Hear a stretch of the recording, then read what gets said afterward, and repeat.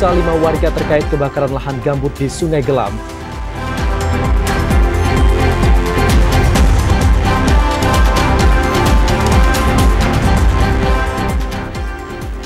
Kabupaten Kerinci jadi lokasi uji coba tanaman gandum.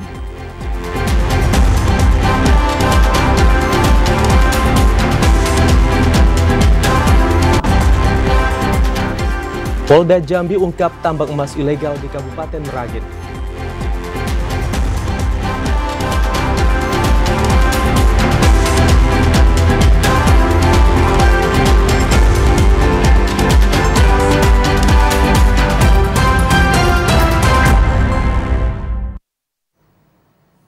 Assalamualaikum warahmatullahi wabarakatuh. Selamat sore saudara, kami kembali menyapa Anda dalam program Jambi hari ini, edisi Jumat 25 Juli 2025.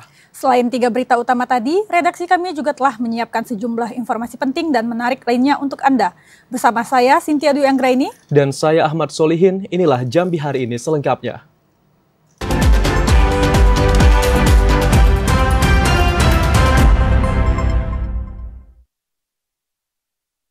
Saudara, proses pemadaman kebakaran di lahan gambut Kecamatan Sungai Gelam, Kabupaten Muaro Jambi dibantu dengan helikopter waterbombing milik perusahaan. Susahnya medan dan jauhnya sumber air membuat pemadaman jalur darat sulit dilakukan. Hingga kini masih ditemukan titik api di lahan Desa Gambut Jaya, Kecamatan Sungai Gelam yang terbakar sejak minggu lalu. Pemadaman sulit dilakukan melalui jalur darat karena sulitnya medan. Pemadaman kebakaran akhirnya dibantu dengan 1 unit helikopter waterbombing milik perusahaan. Kasih Kedaruratan dan Logistik BPBD Muaro Jambi, Anari Hasiholan Sitorus mengatakan, pemadaman melalui jalur udara sangat membantu tim Satgas dalam penanggulangan bencana karhutla di Gambut Jaya. Ada sekitar 14 kali helikopter waterbombing menumpahkan air ke sumber titik api yang masih menyala di lahan semak belukar. Pendinginan di lahan gambut juga dilakukan tim Satgas melalui jalur darat dengan harapan api benar-benar mati di lahan gambut yang kedalamannya sekitar 2 meter lebih. Kencangnya angin ditambah cuaca panas yang cukup terik membuat api sulit untuk dipadamkan. Jauhnya sumber air yang dijangkau petugas di lapangan juga menjadi kendala dalam proses pemadaman titik api melalui jalur darat. Azam Afnan, TVRI Jambi melaporkan. 2 hektar lahan kosong di RT 26 Kelurahan Aur Gading, Kecamatan Sarolangun terbakar. Lokasi kebakaran yang tidak jauh dari pemukiman membuat warga khawatir. Setelah berjibaku selama 1 jam, tim berhasil memadamkan api. Memasuki puncak musim kemarau basah tahun 2025, intensitas kebakaran lahan dalam beberapa hari terakhir di wilayah Kabupaten Sarolangun terus terjadi. Salah satu lahan yang baru terbakar di RT 26 Kelurahan Aur Gading, Kecamatan Sarolangun. Kepala Bidang Kedaruratan dan Logistik Badan Penanggulangan Bencana Daerah Kabupaten Sarolangun Yen Aswadi mengatakan, pihaknya menerima laporan dari masyarakat sekitar pukul 12:30 dan langsung menurunkan tim Satuan Tugas Kebakaran Hutan dan Lahan karena lokasi kebakaran berada dekat pemukiman masyarakat, sehingga membuat panik karena takut merembet ke pemukiman warga. Ranting kering serta angin kencang membuat api dengan cepat menyebar. Tim Satgas Karhutla yang datang ke lokasi setelah berjibaku selama hampir 1 jam, api bisa dipadamkan. Untuk luas yang terbakar itu lebih kurang 0,8, kemudian lokasi ini lebih kurang 2 hektar. Itu belum kami ketahui dari mana, jelas asal api berada di belakang di asal api tadi. Unit mobil tangki 1, kemudian mobil damkar 1, menggala api 1, kemudian mobil operasional kami 1. Untuk saat ini api sudah benar padam. Dugaan sementara penyebab kebakaran lahan masih dalam proses penyelidikan petugas Polsek Kota Sarolangun. Satgas Karhutla mengimbau kepada seluruh masyarakat agar tidak membakar lahan di musim kemarau saat ini. Hedi Kusnadi, TVRI Jambi melaporkan.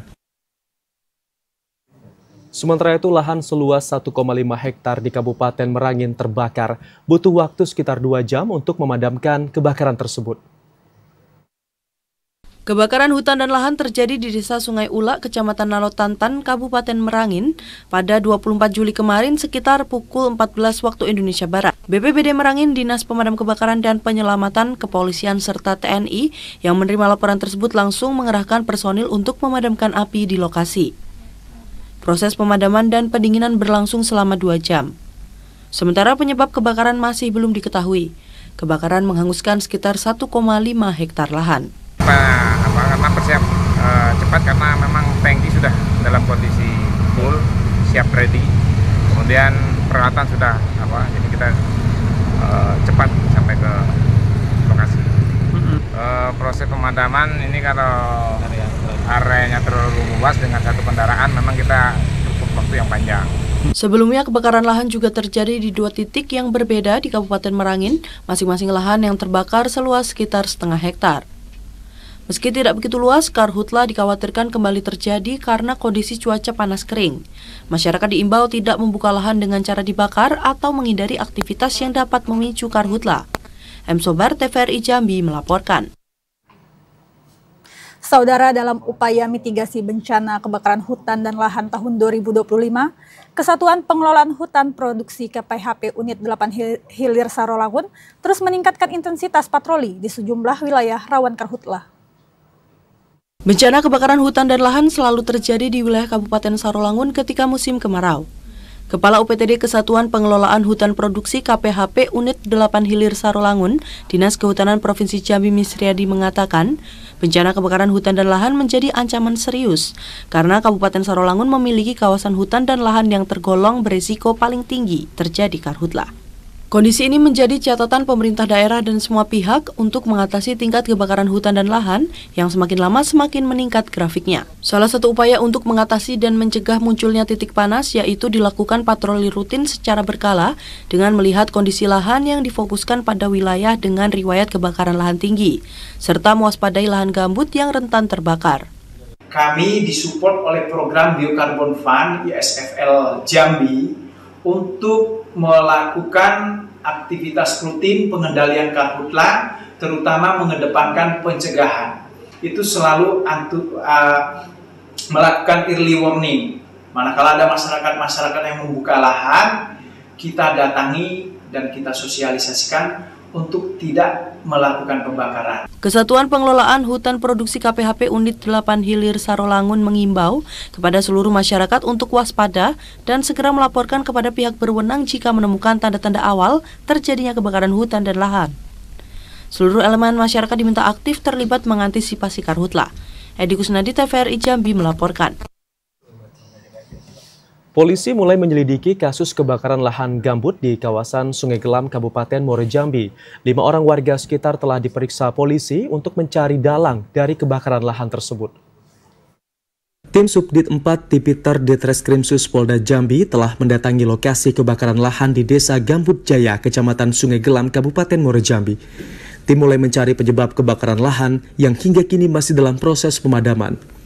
Menurut Direktur Reserse Kriminal Khusus Polda Jambi, Kombes Pol Taufik Nurmandia, timnya telah memeriksa 5 orang saksi. Dari hasil pemeriksaan, area terbakar milik seseorang berinisial E yang merupakan seorang pengusaha. Salah seorang saksi mengatakan api bersumber dari Blok 73 dari 200 hektar lahan milik E. Dalam waktu dekat, polisi bakal memanggil E untuk dimintai keterangan. Polisi juga telah menyurati Dinas Lingkungan Hidup Provinsi Jambi untuk pengambilan sampel tanah dan air dari lokasi yang terbakar. Kemarin kita udah turun ke lokasi bersama Polres Muara Jambi sama dari Tipiter. Lokasi kita datang ke sana, memang lokasi itu ada sudah kita lakukan pemeriksaan atau interogasi terhadap 5 orang yang menyatakan bahwa pemiliknya ada E. Pribadi bukan perusahaan ya, pribadi. Kalau dia pengusaha itu mungkin pengusaha, ya kan? Ada yang bilang pengusaha, ya pengusaha mungkin karena dia bisa mampu beli banyak. Sebelumnya, kebakaran lahan terjadi di kawasan Desa Gambut Jaya, Kecamatan Sungai Gelam, Kabupaten Muaro Jambi pada 20 Juli lalu. Kebakaran dengan cepat meluas karena kondisi cuaca yang kering dan tanah gambut. Saat ini lahan yang terbakar sudah mencapai kurang lebih 150 hektar.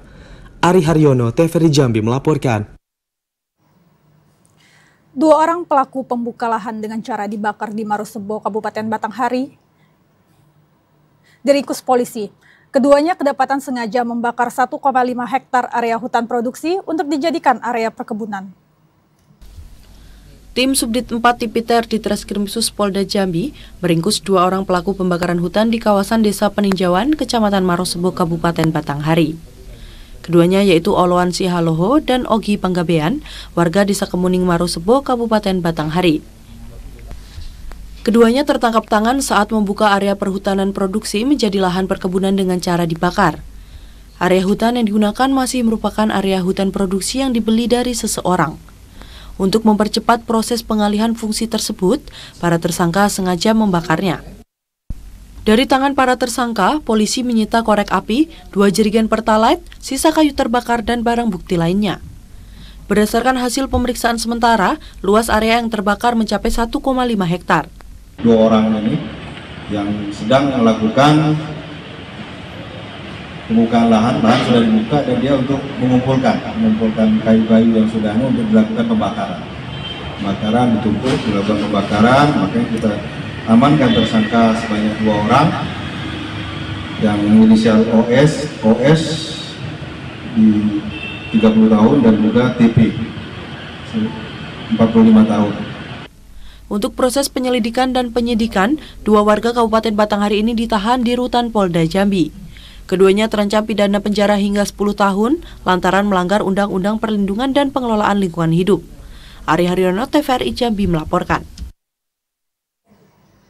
Saudara, gedung pasca sarjana UIN STS Jambi di Kecamatan Telanepura, Kota Jambi terbakar.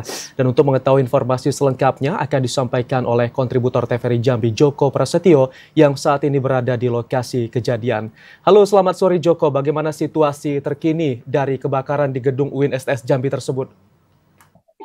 Ya, baik. Selamat sore, Amsal. Dapat saya sampaikan bahwa pada sore hari ini, Jumat 24 Juli 2025 telah terjadi kebakaran di gedung pasca sarjana UIN Sultan Taha Saifuddin Jambi. Pada sore ini masih banyak gedung-gedung yang masih terbakar dan saat ini dalam proses pemadaman. Diduga akibat kebakaran ini disebabkan karena terjadinya konsleting listrik yang ada di gedung UIN pasca sarjana UIN Sultan Taha Saifuddin Jambi. Sedikitnya ada 9 gedung atau 9 ruko yang terbakar akibat dari konsleting listrik tersebut. Dari gedung UIN sendiri terbakar yakni di klinik Pratama Intan yang ada di kawasan pasca sarjana, kemudian juga api merambat hingga ke ATM DSI yang kemudian juga beberapa ruko, sedikitnya ada 9 yang ada di kawasan UIN Sultan Taha Saifuddin Jambi.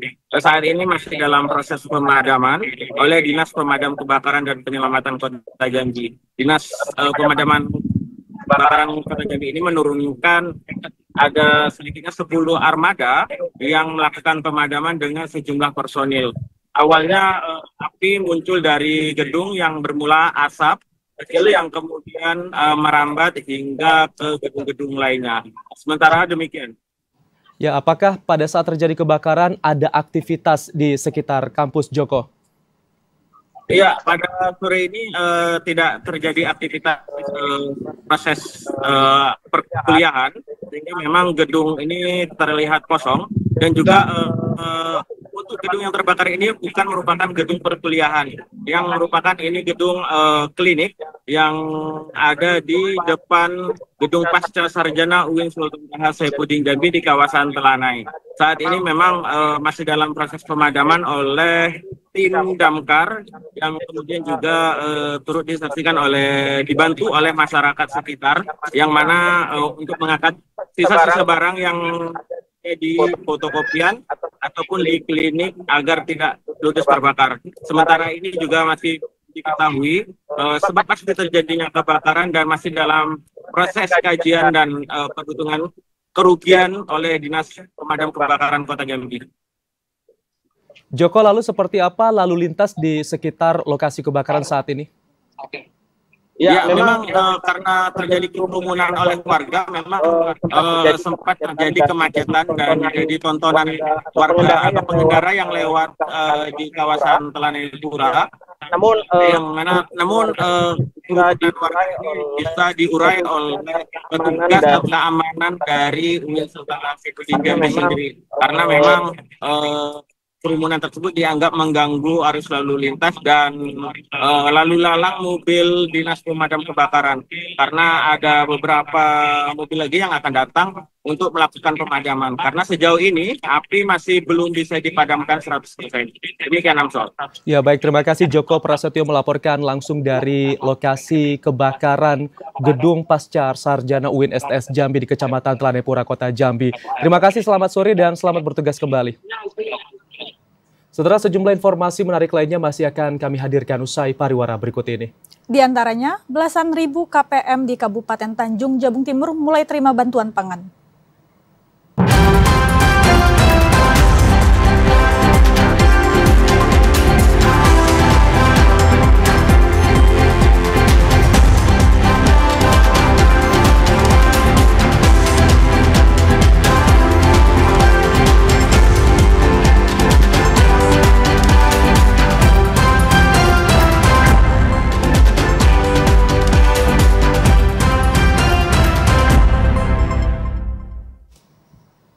Terima kasih Anda masih bersama kami di Jambi hari ini.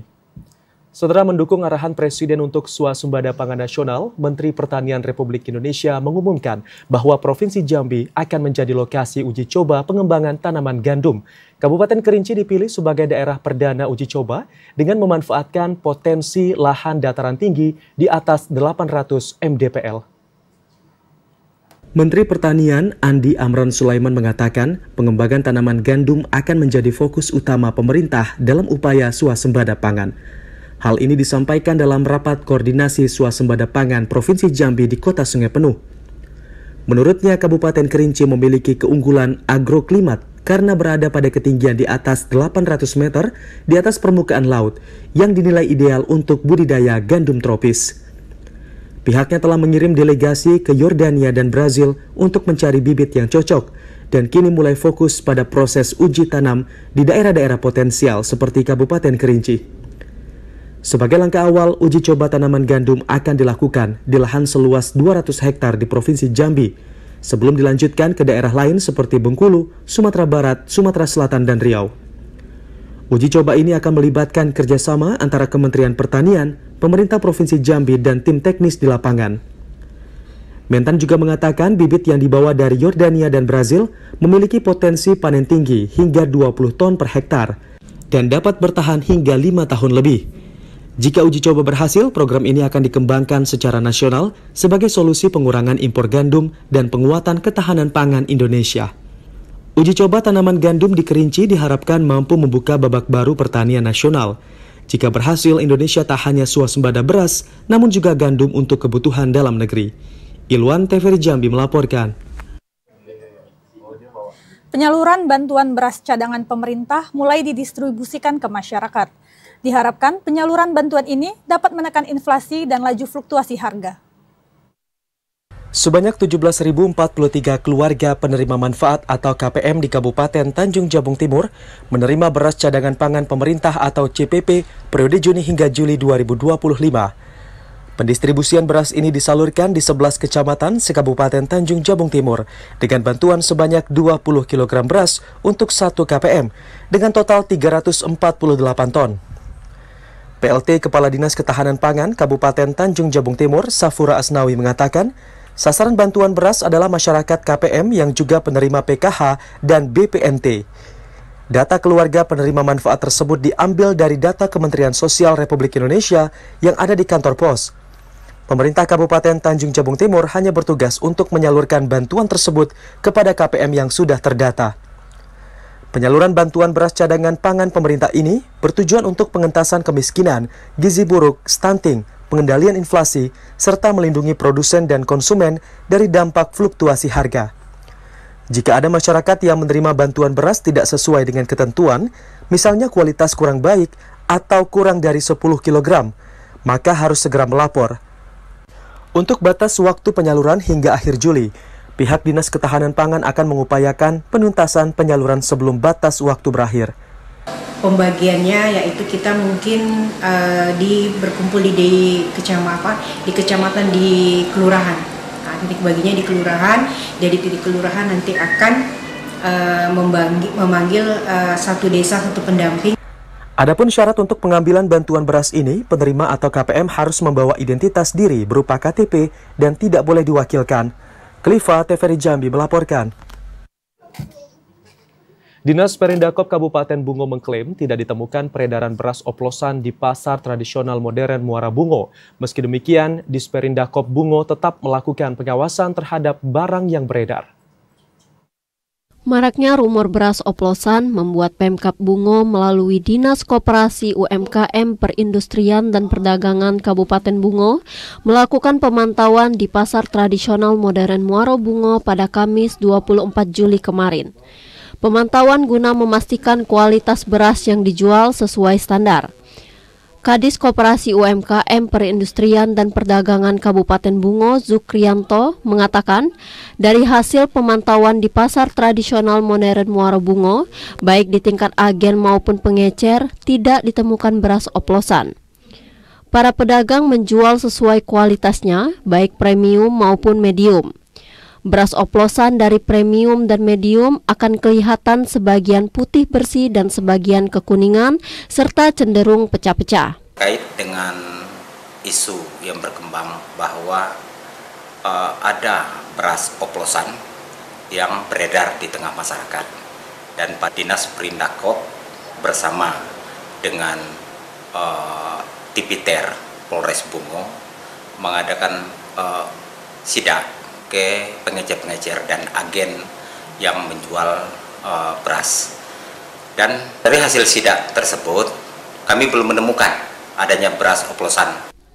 Salah seorang pengecer beras di PTM Muara Bungo, Rizal, mengatakan sebagian pedagang beras belum pernah menemukan beras oplosan. Sementara beras yang dijual kualitas premium dan juga medium berasal dari penggilingan Solo, Sumatera Barat. Pada pengecekan dan pemantauan beras oplosan di PTM Muara Bungo, Pemkab melibatkan TNI Polri. Dinas Pertanian dilibatkan untuk melihat mutu beras, Balai Meteorologi juga dilibatkan untuk mengecek takaran atau timbangan isi beras. Selain itu, Disperindakop Bungo juga mengefektifkan tim untuk pengawasan terhadap barang yang beredar dalam beberapa waktu ke depan, berkolaborasi dengan tim pengendalian inflasi daerah TPID Kabupaten Bungo. Mugharyadi, TVRI Jambi melaporkan. Pendirian sekolah rakyat di Kabupaten Merangin masih terkendala persoalan lahan. Pemerintah Kabupaten Merangin masih harus melakukan verifikasi batas lahan dan melengkapi dokumen untuk mengusulkan lokasi sekolah rakyat. Sekolah rakyat merupakan program strategis dari pemerintah pusat untuk memberikan akses pendidikan kepada anak dari keluarga miskin dan miskin ekstrim. Program ini juga untuk membantu anak yang mengalami putus sekolah. Namun di Kabupaten Merangin, pendirian sekolah rakyat masih terkendala persoalan lahan. Pada bulan Mei lalu, pemerintah Kabupaten Merangin sempat menyiapkan usulan agar lokasi sekolah rakyat didirikan di Mentawa, depan Taman Makam Pahlawan. Namun usulan ini batal dikirim ke pemerintah pusat lantaran batas lahan belum jelas dan sebagiannya terlanjur digunakan untuk perkemahan. Pemerintah Kabupaten Merangin kemudian menentukan lokasi di Tanjung Lamin yang luas lahannya mencapai 73 hektar. Namun, sebagian lahan sudah digunakan oleh masyarakat dan dokumen kepemilikan aset daerah belum lengkap, sehingga perlu diproses BPKAD Kabupaten Merangin terlebih dahulu sebelum diusulkan ke pemerintah pusat. Sekolah rakyat yang diinisiasi Presiden Prabowo Subianto adalah pendidikan gratis bersama dari tingkat sekolah dasar hingga sekolah menengah atas. Dibutuhkan lahan seluas 5 hingga 10 hektar untuk membangun sekolah tersebut. Di Kabupaten Merangin terdapat sekitar 18.000 keluarga penerima manfaat KPM. Di antara keluarga tersebut terdapat anak yang membutuhkan bantuan pendidikan. Mengenai hal ini, dinas terkait akan mendata anak yang perlu mendapat bantuan dengan menjadi murid di sekolah rakyat. M. Sobar, TVRI Jambi melaporkan. Beralih ke informasi lain, penerimaan dana alokasi umum dan dana alokasi khusus serta dana tunda salur akan dipangkas 1 triliun oleh pemerintah pusat. APBD Provinsi Jambi tahun 2026 turun menjadi 3,6 triliun rupiah dari sebelumnya 4,6 triliun rupiah pada tahun 2025 ini. Pemerintah Provinsi Jambi menyampaikan anggaran pendapatan belanja daerah APBD yang menjadi tulang punggung pembangunan dan perekonomian bagi daerah akan mengalami penurunan signifikan pada tahun 2026. Sekretaris Daerah Provinsi Jambi Sudirman mengatakan, berdasarkan informasi yang diterima pemerintah Provinsi Jambi, pemerintah pusat akan melakukan pemangkasan anggaran hingga mencapai angka 1 triliun rupiah pada tahun 2026. Pemangkasan ini berasal dari tidak disalurkannya dana alokasi khusus dan dana alokasi umum, serta dana tunda salur, yang seharusnya menjadi pendapatan bagi daerah dan masuk pada APBD. Berdasarkan perhitungan pemerintah Provinsi Jambi, akibat efisiensi tersebut, APBD Provinsi Jambi untuk tahun 2026 hanya sebesar 3,6 triliun rupiah, turun dari sebelumnya yang mencapai 4,6 triliun rupiah pada tahun 2025. Sudirman menekankan, organisasi perangkat daerah diminta untuk segera menyusun program kegiatan yang benar-benar dibutuhkan yang sesuai dengan visi misi kepala daerah. Pemerintah kembali mengencangkan ikat pinggang untuk penggunaan anggaran belanja untuk menyesuaikan kondisi yang ada. Kita akan mengalami penurunan DAU, ya. Kemudian kita juga akan mengalami penurunan alokasi anggaran, teramat khusus itu dana tunda salur, ya. Jadi dana tunda salur Pemprov Jambi itu besar kemungkinan tidak akan diturunkan, dan yang agak signifikan adalah alokasi dari DAK. Pada tahun 2025, APBD Provinsi Jambi ditetapkan sebesar 4,5 triliun rupiah untuk pendapatan, sedangkan untuk alokasi belanja sebesar 4,6 triliun rupiah. Randy Arta, TVRI Jambi melaporkan. Saudara, tetaplah bersama Jambi hari ini, karena kami masih akan kembali dengan sejumlah informasi penting dan menarik lainnya. Di antaranya, Bupati Batanghari harapkan produksi padi di Pasar Terusan Muara Bulian bisa maksimal.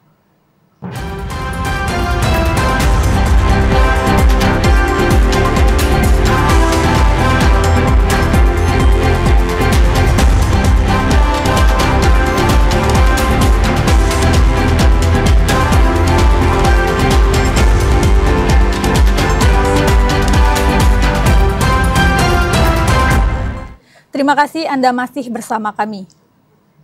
Pasca penanaman benih padi yang dilakukan kelompok tani di Pasar Terusan Kecamatan Muara Bulian, warga menggelar tradisi sarapan bubur. Acara yang dihadiri Bupati Batanghari ini diharapkan mampu menghasilkan produksi padi yang maksimal. Acara sedekah bubur yang dilaksanakan warga desa Pasar Terusan Kecamatan Muara Bulian, Kabupaten Batanghari merupakan tradisi turun-temurun yang selalu digelar warga desa setempat.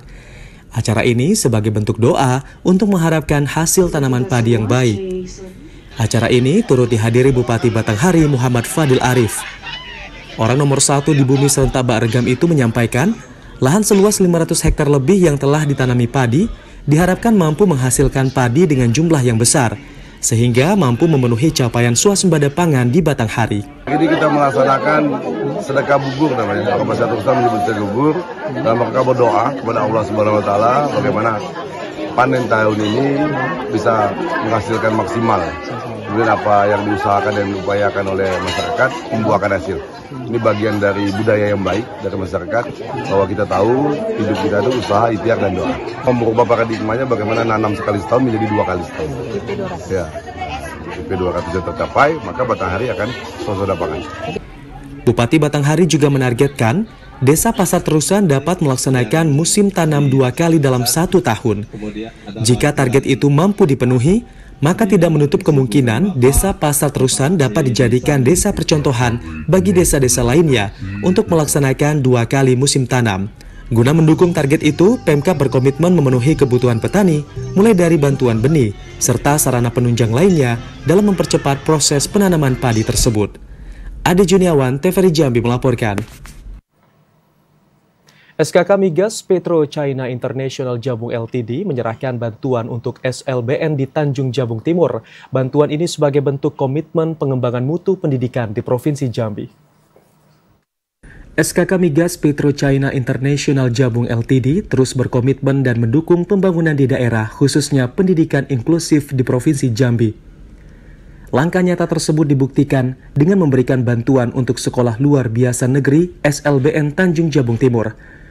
Berbagai program dan bantuan yang diberikan merupakan salah satu langkah SKK Migas PetroChina International Jabung Ltd dalam mendukung pemajuan pendidikan di Provinsi Jambi. Government and Relations Superintendent PetroChina International Jabung Ltd Saipul mengatakan, pemberian bantuan terhadap sekolah-sekolah di wilayah kerja SKK Migas PetroChina International Jabung Ltd merupakan bentuk nyata untuk mendukung program-program pemerintah dalam meningkatkan mutu pendidikan di Provinsi Jambi.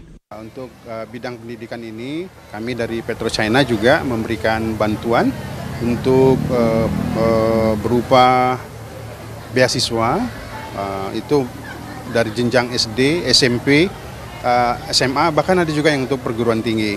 Ya, harapan kami, inilah sumbangsih kami sebagai perusahaan yang bekerja di wilayah operasional. Kami mengharapkan sumbangsih kami ini bisa meningkatkan taraf pendidikan dan keterampilan dari siswa-siswa di lokasi kerja kami. Menteri Pendidikan Dasar dan Menengah Indonesia Abdul Mukti dalam sambutannya menjelaskan, dua program penting Presiden Indonesia Prabowo Subianto, yaitu revitalisasi sekolah-sekolah di Satuan Pendidikan seluruh Indonesia, serta penerapan digitalisasi pendidikan tidak hanya siswa, tetapi juga tenaga pendidik di Indonesia. Kami berusaha untuk bagaimana memberikan layanan pendidikan kepada seluruh anak Indonesia, dimanapun mereka berada, apapun keadaan fisiknya, apapun agamanya, apapun suku bahasanya, dan berbagai hal yang ada pada diri anak-anak kita, semua anak kita itu harus mendapatkan pelayanan pendidikan. Wakil Gubernur Jambi Abdullah Sani menyambut baik bantuan yang disalurkan oleh PetroChina International Jabung Ltd dan berharap bantuan tersebut dapat membantu sekolah-sekolah, terutama yang berada di wilayah kerja SKK Migas PetroChina International Jabung Ltd, salah satunya Sekolah Luar Biasa Negeri SLBN Tanjung Jabung Timur.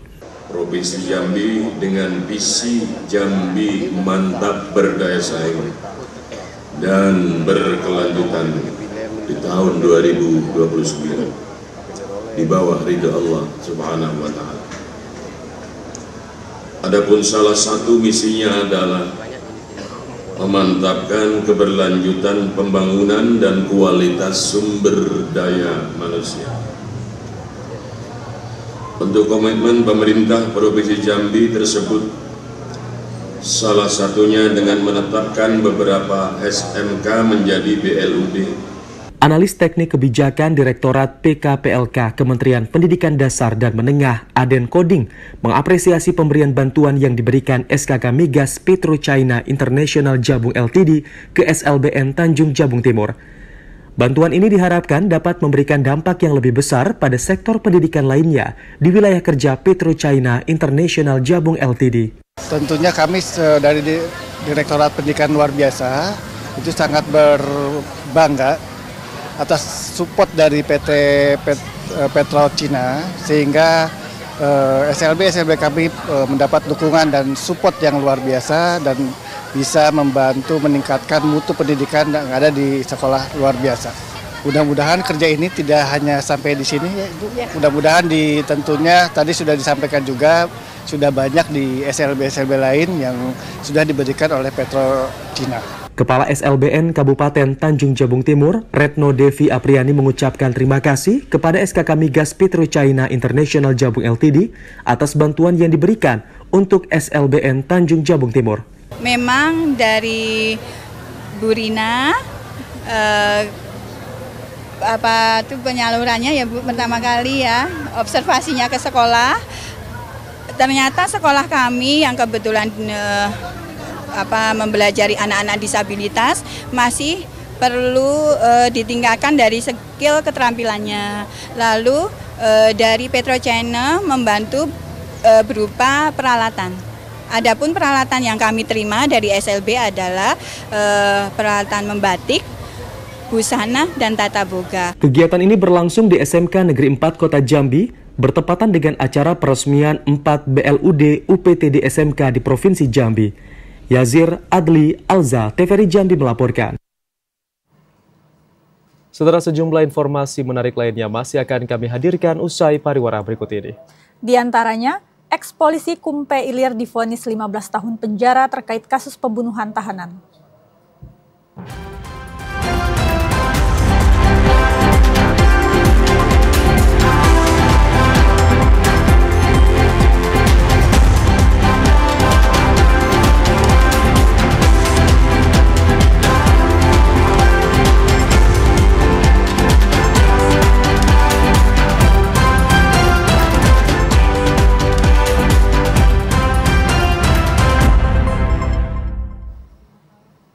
Terima kasih Anda masih bersama kami. Saudara, Direktorat Reserse Kriminal Khusus Polda Jambi mengungkap praktik penambangan emas tanpa izin di Kabupaten Merangin. Seorang pelaku yang bertindak sebagai operator ekskavator ditangkap saat beraktivitas di lokasi. Direktorat Reserse Kriminal Khusus Ditreskrimsus Polda Jambi berhasil mengungkap praktik penambangan emas tanpa izin atau peti di Dusun 4 Bukit Beringin, Kecamatan Bangko Barat, Kabupaten Merangin, Provinsi Jambi.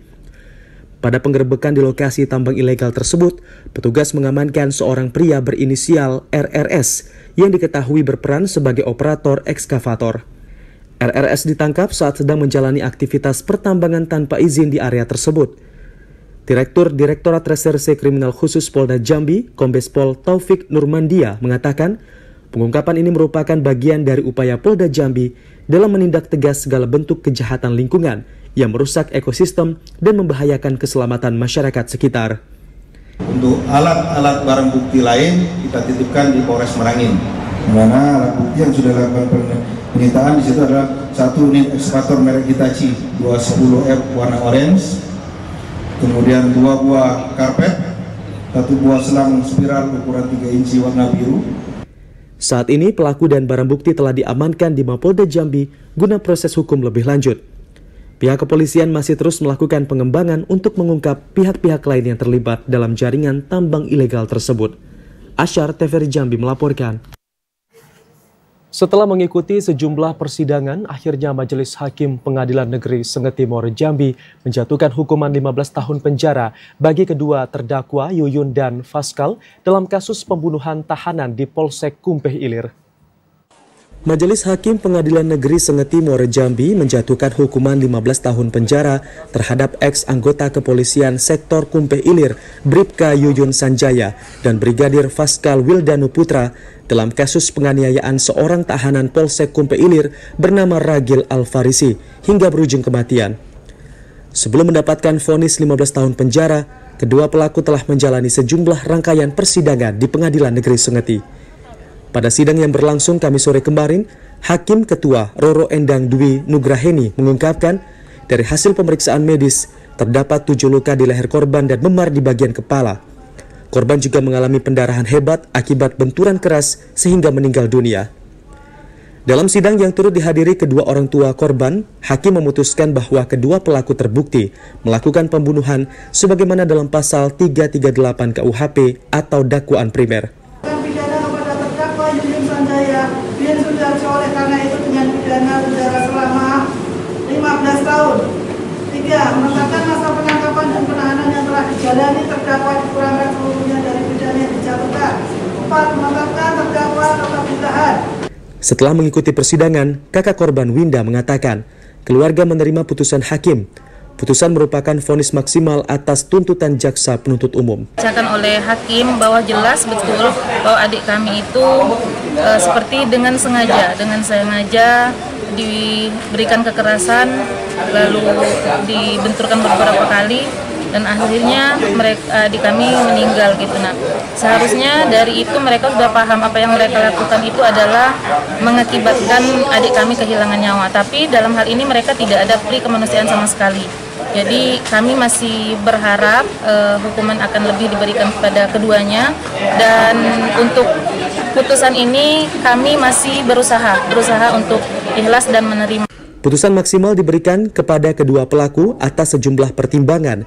Di antaranya terdakwa berbelit-belit dalam memberikan jawaban dan berbohong yang dibuktikan dari hasil tes poligraf yang menyatakan kedua terdakwa tidak jujur menjawab.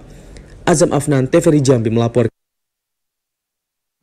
Jaksa Penuntut Umum Kejaksaan Negeri Jambi menuntut hukuman mati terhadap terdakwa Helendian Krisnawati. Terdakwa terbukti bersalah sebagai pengendali jaringan narkoba di wilayah Jambi. Sidang lanjutan kasus dugaan penyalahgunaan narkoba yang menjerat terdakwa Helendian Krisnawati kembali dipersidangkan di Pengadilan Negeri Jambi Kamis sore kemarin. Pada sidang lanjutan ini beragendakan pembacaan tuntutan yang dibacakan Jaksa Penuntut Umum Kejati Jambi. Jaksa menuntut terdakwa dengan tuntutan mati. Jaksa menilai terdakwa terbukti bersalah melakukan tindakan pidana penyalahgunaan narkoba dan kerap memberikan keterangan yang berbelit-belit selama proses persidangan. Tuntutan ini sesuai dengan pasal 114 ayat 2, Jungto pasal 132 ayat 2, Undang-Undang Republik Indonesia nomor 35 tahun 2009 tentang narkotika, dengan ancaman maksimal seumur hidup atau mati. Bahwa jaksa telah menuntut pidana mati terhadap terdakwa Helendian Krisnawati di Pengadilan Negeri Jambi tanggal 24 Juli 2025 dalam perkara tindak pidana narkotika. Setelah pembacaan tuntutan ini, sidang akan kembali dilanjutkan pada Kamis 31 Juli 2025 dengan agenda pembelaan terdakwa. Ashar, TVRI Jambi, melaporkan. Polres Kerinci menggelar rekonstruksi kasus pembunuhan sadis terhadap seorang perempuan yang ditemukan tak bernyawa dan bersimbah darah di dalam gudang pupuk di Kabupaten Kerinci. Polres Kerinci melaksanakan rekonstruksi kasus pembunuhan sadis terhadap seorang perempuan yang ditemukan tak bernyawa dan bersimbah darah di dalam gudang pupuk Kabupaten Kerinci. Penyidik menghadirkan langsung tersangka Agus Kurnia yang merupakan pelaku tunggal dalam kasus tersebut. Sebanyak 21 adegan diperagakan dalam rekonstruksi yang memperlihatkan secara detail aksi keji pelaku. Dari awal konflik hingga adegan pelaku memukul bagian belakang kepala dan wajah korban berulang kali yang mengakibatkan korban meninggal dunia di tempat kejadian. Konflik antara korban dan pelaku diduga berawal dari pertengkaran yang memicu sakit hati. Emosi memuncak membuat pelaku hilang kendali dan melakukan pembunuhan secara brutal di dalam gudang pupuk tempat korban ditemukan. Suasana rekonstruksi sempat menegangkan saat keluarga korban meluapkan emosi. Mereka berusaha menyerang pelaku dan melontarkan makian. Anak korban histeris dan hampir pingsan melihat langsung tersangka dihadapkan di lokasi. Mereka ulang lagi. Kami tidak terima. Nah, hukuman untuk pelaku ini gimana? Seumur hidup atau mati, itu sih. Kami minta kalau tidak hukuman mati, kami minta seumur hidup. Mati, kami minta nyawa, dibalas nyawa. 21 adegan telah dilaksanakan di rekonstruksi ini. Untuk terkait masalah penyidikan, nanti mungkin penyidiknya atau kasat reskrim yang akan menjelaskan perkembangan terkait penyidikan kasus Agus. Keluarga menuntut keadilan dan mendesak polisi menjatuhkan hukuman seberat-beratnya. Pelaku dijerat pasal 338 KUHP tentang pembunuhan dengan ancaman hukuman maksimal 15 tahun penjara. Ilwan, TVRI Jambi melaporkan. Pupuk kompos hasil pengolahan TPS 3R di Desa Sumur Anyir, Kota Sungai Penuh terkendala pemasaran. Sementara pengelola butuh biaya untuk mengolah sampah menjadi pupuk organik. Beginilah kondisi TPS 3R di Desa Sumur Anyir, Kota Sungai Penuh yang membuat inovasi dengan cara mengolah sampah menjadi pupuk organik. Namun saat ini pupuk kompos yang dijanjikan bernilai ekonomi terkendala pemasaran, sehingga menyebabkan para pengelola TPS 3R kesulitan untuk menjual produksi pupuk kompos mereka. Kepala Desa Sumur Anyir, John Afrianto, mengatakan hingga saat ini lebih dari 200 kg pupuk kompos masih tersisa di gudang TPS 3R, Desa Sumur Anyir, Kota Sungai Penuh. Hal ini membuat pendapatan pengelola TPS 3R Desa Sumur Anyir menurun. Sementara pengelola butuh biaya cukup tinggi untuk pengolahan sampah. Pengolahan sampah yang ada di TPS 3R Sumur Anyir memang sudah terjadwal sejak tahun 2022. Masyarakat itu diharuskan untuk dapat mengumpulkan sampah rumah tangga di sekitar pekarangan mereka, dan setelah itu dijemput oleh petugas TPS 3R lalu dibawa tempat pengolahan TPS 3R di Desa Sumur Anyir. John Afrianto berharap adanya perhatian dari pihak terkait untuk memperhatikan kondisi TPS 3R di Desa Sumur Anyir, karena gaji dari pekerja di TPS 3R mengandalkan hasil penjualan pupuk kompos. Fahlan Diandra, TVRI Jambi melaporkan. Setelah informasi tadi menjadi penutup perjumpaan kita di Jambi hari ini. Terima kasih atas perhatian dan kebersamaan Anda. Akhirnya, saya Ahmad Solihin. Saya Cynthia Dwi Anggraini bersama kerabat kerja yang bertugas pamit undur diri. Wassalamualaikum warahmatullahi wabarakatuh dan sampai jumpa.